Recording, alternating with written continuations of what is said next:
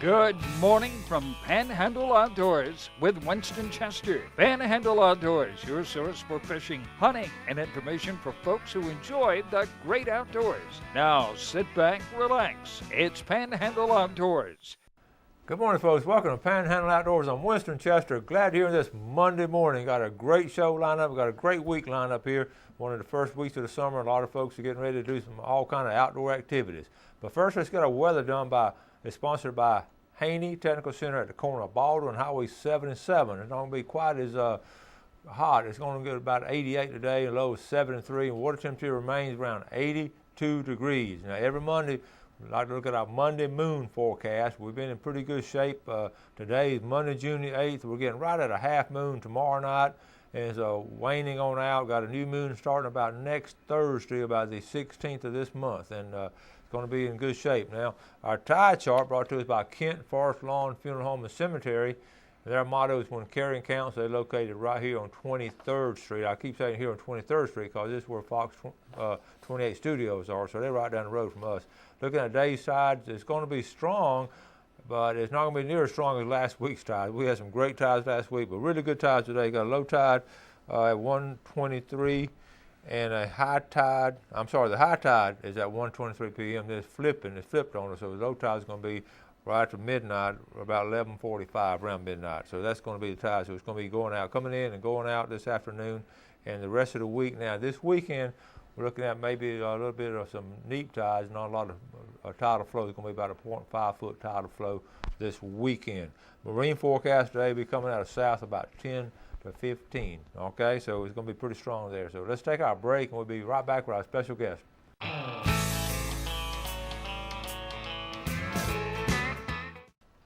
Welcome back. And this Monday morning, got some bright faces to cheer you up. And Tommy and Daniel, good morning. Oh, good morning, Coach. Good morning. We're ready to go. Well, I told they came in a little late this morning. I told them I may have to send them up to the principal's office for coming in tardy. That's right. It's okay. We've been up there before. If you're a chronic tardy, then that's what we're going to do. And y'all pretty chronic about being tardy. So anyway, tell us what's been going on. Well, we've been selling trucks and cars at Bill Kramer Chevrolet. I tell you what, folks are getting deals. I mean, I think Danny sold the Escalade, the Corvette yesterday. It was a smorgasbord yesterday. Yeah. I had all kind of stuff going out. And then I got right in the middle with a little Toyota Camry. So I mean, we got them all up there at Bill Kramer. But we do have some $10,000 off trucks. A couple Silverados, 4-wheel drives, which is kind of unheard of. We usually never sell the 4-wheel drives $10,000 off, but right now we have them. I think we have 5. We got supplier pricing too. Yeah, that's right. Supplier pricing. GM employee pricing, you can never beat that. Can't never beat that. That's a good deal there. That is a good deal. Folks think it's just car talk, but it ain't. It's real deal. You come by and see me or Daniel, and we'll tell you all about it. Well, Daniel, I noticed you sent some pictures of some speckled trout. You and your dad talking about fishing now for a minute on St. Joe Bay. Yeah, we Dad and I went and fished St. Joe Bay. We've been doing that a lot here on Mondays. He and I have been going out fishing and fishing what they call Old Town Beach, which is over there towards Methodist Church and those flats, and over towards Ovations on the other side of the bay and the head of the bay. Those are great places to catch trout. And we've been catching fish with Berkeley Gulp. Been having great success with that, working them, from the grass edge all the way to the sand flat, retrieving back towards the grass, and just let that rascal sit out there and do its magic, and that big trout's watching from the grass, and that's what's fun. Now, what we're going to do, we're going to actually show you. This is the magic of okay, this is Port St. Joe. We're going to actually show you the area he's talking about. Okay, that's Port St. Joe on the right, and on the left, of course, is Cape San Blas. And then what we're going to zoom in to what he called the old beach, the Old Town Beach. Okay, let's see. There's a marker up there on top of the thing right there. That point on top. I'm going to let him point out some of the areas that he and his dad have been catching these trout. This is a great thing about television, okay? So go ahead. This is high-tech stuff. This kind of stuff they use in war rooms. Now, that's an antenna off one of y'all's Chevrolet trucks. Oh, be careful. That's more like a Toyota antenna. Yeah. Move it slow. So. Now, this is where you want to fish in this area here. If you look right here, you can see these flats that make up a little bit shallower water here. This is great place to do a lot of flounder fishing, trout fishing, and sometimes those redfish that gather up in here. There's some fingers or some what we call gully washes They go all up in here, and this is a great place to do a lot of fishing. If you look real close, you can see a trout right there. He's about 8 to 10 pounds. Well, see that canal coming out there over the boat basin right there. That That's right. channel, that's a good channel. That's a great channel. This is great fishing all through here. And well, I tell you, you can see it's great too, also because of the fishing guides that come in there. That's now, exactly right. Why don't you show the folks where your dad's house is? All right, now I'm gonna go. And where y'all stop by for lunch. Yeah, stop by. Mama would be more than happy to feed y'all. Okay. Can you get it from there? I need to zoom in a little bit more. Yeah, come on over. We over there and we will hit you. That's Black's Island. That's Black's Island right there in the bottom left. All right, come on down, Coach, where you see the canal. Right there. Come on, this way. That's the airport. Right. Let's see. That's Black's. There's a little campground right there. They're right next. They're right in there, Daniel. Right next to the. Come right in there to the canal. Right there. There you go. Okay. That's All Presnell's Marina. Right. Presnell, See the campground in Presnell's? Campground right here. That's right. Mom and Dad's house where I grew up is right here. Yeah, right there. So you can see right there to, and that channel itself, Daniel, I know y'all used to paddle out of that channel as a kid and all and just get right out there. Hey, when I was a kid, man, me and J.W. Davis would swim from there all the way to the island. Yeah. That was called Elvis Island. That's what we called that growing up. Elvis Island. But we would swim out there and play pirates and have a big day. I mean, that was good times. I wouldn't do that now to save my life. Okay. That's good. Thank you. Okay. Thank you, Coach. Now, let me ask you, has your dad seen any scallops? I know it's still a little bit early. I say early, it's still a couple of weeks away. Have y'all been snorkeling any? You know, we haven't. Yeah. But, the scallops should be showing up right now. Yeah. There won't be no size till usually till September or till we get a couple full moons under our belts. But I've heard from other people they're starting to see some sign of scallops, which is a good sign for a good year. Yep.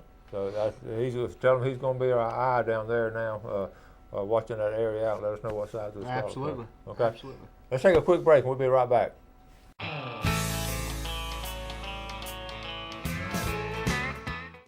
All right, welcome back. We're Daniel Raffield on the far end and Tommy Barnes here in the center. And we're glad y'all are with us this morning. Good to be here. Glad to be here. Even though you got here a little bit late, we're glad you're here. Yeah. That's what I tell my students. You might be late, but I'm glad you're here. Yes. So listen here, we got some pictures. This is you may have seen it. This is actually, folks, a rare fish for this neck of the woods. First of all, this is a kiddie pool. You can tell, and this is a bonefish. Now, bonefish is a South Florida fish. It is rare to catch them. They've caught them up here. They caught one off Redfish Point about 3 years ago. You catch them every now and then, but they caught it, took a picture of it, of course, released it, and they're not. Bonefish is a good, strong fighting fish, and they're really a big fish down in South Florida. All the guides target these bonefish, so that's really neat. And that was put on Panama City fishing page. Do they eat those, Coach? You know what? They really don't eat them. Like a tarpon, they don't just. Well, exactly. In fact, they're very similar to tarpon in the fact that they have a. Bony. Now, Patrick Bodrick sent it, his neighbor Sean is the one that caught it. They caught it on live shrimp. Wow. Okay. Next picture. This is we had a little Ashley Kay on here, my little granddaughter. She got the mount back. Court Jordan did the mount, did a terrific job with it. So he does a good job. Yeah, and that's just I'm so proud of her and all. Good job, Ashley Woodrick. All right.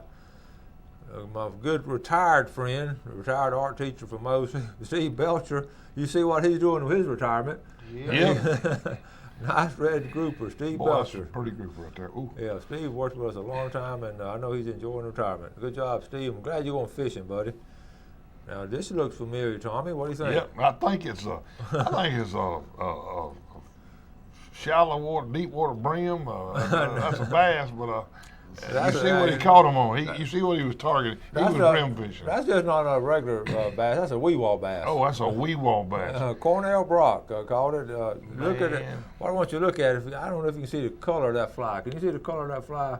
Cornell, I can not only see the color of that fly, I can see you in Florida River right there. I know exactly. I know them tupelo trees right behind him. Listen, last Thursday morning on the show, I showed two flies. I showed a white fly and I showed that fly, and I told folks ahead of time. Now, I don't know if Cornell was watching my show, but that's the color of fly they were hitting this past week.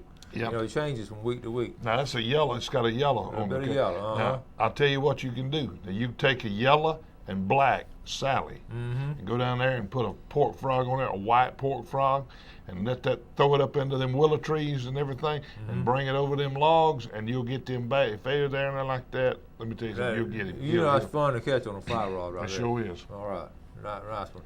Okay, this is Chantella Knox. Chris Knox sent this picture in the Panama City, a local Mosley graduate, and we were glad to see them. They're still fishing. Chris and Chantella, nice red snapper. that's gonna Beautiful be sweet. snapper. We've had some really good red snappers sent to us, and it's just been real steady.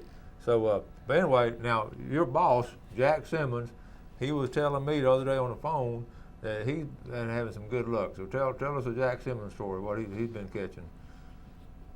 He's been catching some brim, I know that. He didn't tell y'all, did he? Well, he told me he had how many was it? It was 8 pounds of brim fillet, Yeah.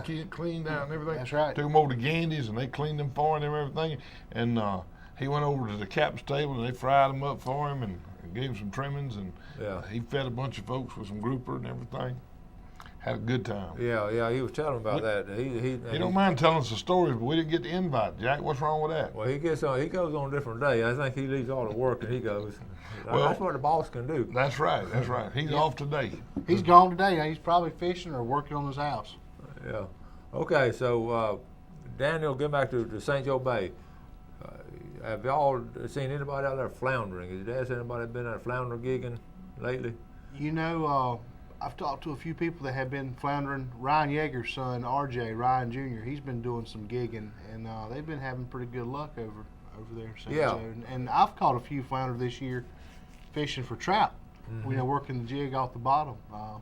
Usually we don't get that good flounder season until starting August, September when they come in to spawn. That's when we see a huge influx of flounder. But I understand, too, from my report on Friday, folks sent in a lot of ladyfish jumping around Yes, the sir. bay and all, and not just in the bay, out in the Gulf. And So, there. a lot of people think they're annoying, but they're fun to catch. They fun. are. Yeah. They jump up. And you can give a kid a rod and reel and let him catch one of them it's a things, and he'll thrill. jump. Man, they'll go crazy. If you'll stick him in your ice box, he's worth about $1.54 a Is pound. that right? When the max peak on them, right now they probably bring around 64 cents a pound. So just something to think about. Okay. And I've heard of the old timers eating them. I've never had one, Yeah. but I've heard you can make a patty out of a ladyfish and fry it, and it's pretty good. I've never had it. but I know of it. Yeah. There's no doubt in my mind. Back in the day, though, every fish out there has been eaten by in some form or fashion, and without being disrespectful, it's according to how hungry you are. I mean, and some That's people right. in those days in the 30s and all during the Depression, they were hungry. Hey, And that's really where even back to the Native American days with the dried fish, a lot of times they would just let them dry and salt them down, and those salted fish were something. people had to be mighty hungry. Like I said, without being disrespectful, to eat possum and coon. Oh yeah. I just ain't got that hungry yet, Yeah. Coach. Well, we're blessed in our day and time to have everything supplied for us, but Publix, Wendy's. Wendy's, you just run by Yeah. McDonald's. Yeah. For 99 cents, you can pick up a burger.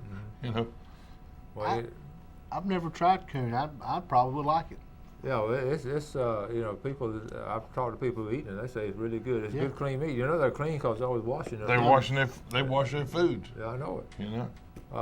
Now, if y'all on getting back to trucks and all, my truck is running really good now. Really enjoy that GMC truck. Well, what is selling good down there for y'all now? Chevys and GMCs, of course, that's our staple truck. But Tahoes. we've The sold some Tahoes. Tahoes, yeah. A lot of Tahoes are. Because it's a universal vehicle. You It can is. pull a boat. We've had one before, and Gail loved that thing. Oh, yeah. You can pull a boat. There's no really number one seller. Number one seller for us really is Chevy Silverado. That's where it begins and ends with us. Chevrolet, they brought us to the dance, as we like to say. Yeah, and that they're our staple in our business, and we sell more of that than anything. the training that goes on. The reason that we train so much down there is because they're constantly finding new ways. We're getting the best fuel economy of any of the trucks. we're beating all the rest of them. Toyota, they can't hold a candle to that Chevy. And Chevy's got the and the technology. The technology is what blows everybody. When you can buy a truck with built-in internet, and Chevrolet is the only truck that offers that in the world. Nobody else offers you built-in Wi-Fi in a pickup. You can hook up to 7 devices to the internet. We could do a show just on technology, buddy. That's right. That's exactly right. Well, my daughter Wendy, she drives a Yukon XL, and we've had one of those before, and that is a smooth driving machine. Yep. It's really safe. I love it because the size of it is safe, and of course, the only drawback is if you're in a small parking area trying to park those things. But the advantages far outweigh the disadvantages on that. Daniel took a trip down South Florida a few months ago, and he rented a Suburban. Oh, yeah. 2015 Suburban. That was last July. I took my little girl to Disney World. Tell them about the fuel economy. They're selling these trucks. We're always told fuel economy and test and results, and I was told that this vehicle got 23, 24 miles a gallon on the vehicle, and it's a full-size Suburban.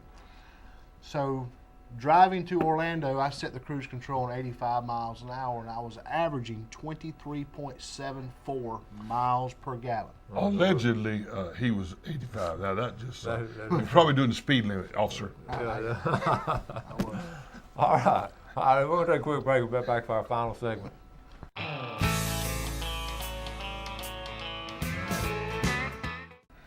All right, welcome back for our final segment here on a Monday. We're glad you're with us and all. Let's look at our fishing game times for today. A lot of folks are off on Monday. And hold up right there. They're trying to do a little bit of work. Yep. Our time, 5:47 to 7:47 this morning. This is brought to us by Mark Coward of Edgewater Beach Realty. And this evening from 6:15 to 8:15. That's 2 good times. Y'all think Jack's going to let y'all off at 6:15? Oh, absolutely. Oh, yeah. Yeah. Seriously, y'all can get off work and just go right down to the bay or down to the little pond down there and do some fishing. Speaking of pond now, state record catfish, a blue cat. You see on the email right here I got, man catches state record blue catfish during tournament. Now, basically, a guy from out of town, he's from Weeki Wachee, but he caught a 69-pound, 8-ounce, and he caught it on the Choctawhatchee River near Ebro. Wow. During the Choctawhatchee Catfish Roundup. That's that part of that Apalachicola Flathead Tournament Trail we've talked about, and it has been a great one. I didn't get a picture of it. I tried to find a picture of it. 69 pounds, though, boys. That's a good size. Billy Don's going to be happy about that because, Billy Don lives over at Bunker or got a place He over stays there all the time, yeah. Catches a fire out of him. I saw what he caught it on. He took the bait a few minutes. Let's see, it loaded with had a 100-pound test line. One thing, it's a flathead catfish tournament, and so they got a 100-pound test line. The FWC biologist went over there and certified it, and then it came on in. The measurement, it broke the record by 5 pounds. So you break a record by 5 pounds. Boy, certified catfish. Is that 3 years, 36,000 miles free maintenance? I'll tell you one thing. He wants to break the flathead record. The flathead record is 55 pounds, and you're not going to guess where the flathead record comes from. You would think it would come from the Apalachicola River or the Choctawhatchee River, but it comes from the Chipola River. Wow. Chipola River. So that's good thing right there. Big catch. So nice catch. Okay, now let's see. Those fish eat their weight in daggum brim. Boy, they eat their brim and bass and everything. Well, that's why they're trying to get these tournaments, and they're really good. And we got one more tournament coming up. We're going to cover that down in Weewall. Be coming up pretty soon. Okay, this next picture here, Daniel, you just sent it to me. Yeah, man. Yeah, so tell us about this one. That was just before that was an awesome afternoon. This picture was taken last Monday. What you got the moon coming up behind me, and in front of me you got the sun setting. It was beautiful. We was out there trout fishing on those flats, Dad and I. The biggest trout I've ever caught in my life was at nighttime during full moon. 8 pound, some ounce trout Dad and I caught on topwater, and you hear those old trout at nighttime, man. They explode on the water, don't they? There's Pops. That's the picture of the sunset there in front of us. But we were hunkered down fishing, him and I. We had a good day that afternoon. All right, that's good. Thanks for just sending those. That's good stuff. And I know that's a lot of fun to get out there. And Tommy, what about your bass fishing? Have you had time to do any bass fishing? I hadn't done. I did a little bit the other day. We was brim fishing down there, and I was just piddling around and caught 3, and right there in the brothers there, just dragging old Sally. You know, I just picked up a Sally and throw it in the right places, and 2 or 3 of them jumped on it. So mostly brim. I love that brim fishing, man. I tell you what, we're catching the brim fishing about that deep with a cork or with a cricket. And just spat fishing and just That keep cork's moving. good bait in it. You can reuse that cork over and over. That's right. That's why you didn't catch none down there the other day when I sent you down there. You said, But you told me a story. Tommy said you want to catch a cork about that far and you want to use earthworms, and everything you told me was backwards. Now the cricket. Yeah. Now I'll tell you, if you're gonna use earthworm, get you one of them Calhoun County earthworms. Jumpers. They ain't no woo. They're big on it. So man, I tell you what. Yeah. Like We were talking about the bait the other day, the wigglers and earthworms and redworms. That's 3 different sizes of That's worms right. and all. But if you want to do some serious catfishing, those big earthworms are hard to beat. You know, I read an article the other day over about Tate's Hell, over the other side of the river, over the side of the bay, and a lot of folks don't know it. But boy, I tell you what, I've heard of people that got lost down there. Matter of fact, the how that place got its name, you know, and you spend the night and the day or out there in that place. The skeeters are big enough to. Oh, that's an amazing place and all that. But more people are finding out about the Dead Lakes area and the lower. I was thinking about that this morning because you know Gulf County is.